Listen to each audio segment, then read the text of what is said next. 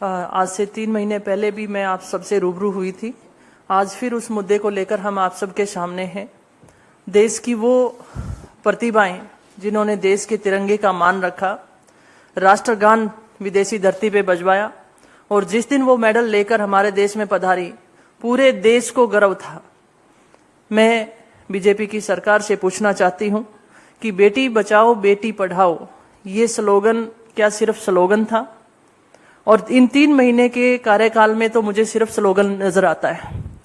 उन बच्चियों ने मौका भी दिया सरकार को कि उन्हें न्याय मिले, लेकिन 3 महीने तक कुछ ना हो पाना मेरे को लगता है कि हमारी बेटियों को आगे न बढ़ने की मंशा इनकी दिखाती है। आज जो बच्चा अनुशासन में रह के अंतर्राष्ट्रीय स्तर पर ओलंपिक में जो मेडल लेकर आता है, मैं समझ सकती हूं कि वो कितना सहनशील होगा, संघर्षशील होगा। और आज उनके आंसू बता रहे हैं कि वो कितनी पीड़ा से गुजरे हैं। और पिछली वार्ता के अनुसार आप सबसे ये भी बताया गया था कि विनेश फोगाट ने माननीय प्रधानमंत्री महोदय को अपने फैमिली के साथ जाकर इन बातों का जिक्र किया था। माननीय प्रधानमंत्री जी से मैं गुजारिश करना चाहूंगी कि कम से कम आपको उस बेटी की बात सुननी चाहिए थी जिसको आपने बेटी स्वीकारा था। आज 3 महीने बाद वो मजबूर हो गए, सड़कों पे ट्रेनिंग कर रहे हैं, सड़कों पे सो रहे हैं, सड़कों पे खा रहे हैं। तो इससे बड़ा दुर्भाग्य क्या हो सकता है? एक तरफ हमारा देश मेडल की आस करता है और दूसरी तरफ हमारी बच्चियों का शोषण होता है। और मैं आपसे ये भी कहना चाहूंगी कि इस देश की कोई भी बेटी ऐसा बुरा लांछन किसी पे नहीं लगाएगी जिसमें उसकी अस्मत जुड़ी हो।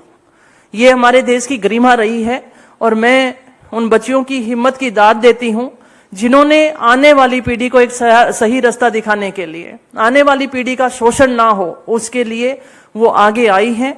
और जैसा माननीय हमारे सांसद भाई दीपेंद्र हुड्डा जी ने कहा और प्रियंका गांधी जी ने कहा, कांग्रेस पार्टी उनके साथ खड़ी है। व्यक्तिगत तौर पे मैं अगर बात करूं, मैं खिलाड़ी रही हूं, महिला हूं और मैं उस पीड़ा को समझ सकती हूं। जब वो बच्चियां अपनी बात रख रही हैं और कमेटी बनाई गई, उनकी बातों को सुना नहीं जाना, बार बार ये सवाल प्रश्न चिन्ह लगाता है कि इतने महीने तक सरकार क्या कर रही थी, उनकी बातों को क्यों नहीं सुना गया। तो ये जो बेटी बचाओ बेटी पढ़ाओ वाला स्लोगन है, सिर्फ स्लोगन रह गया है। आज देश की बेटियों को देश के सभी वर्ग की जरूरत है। और मैं इतना भी कहना चाहूंगी, छोटी मानसिकता को परोस कर एक समाज से जोड़ा जा रहा है।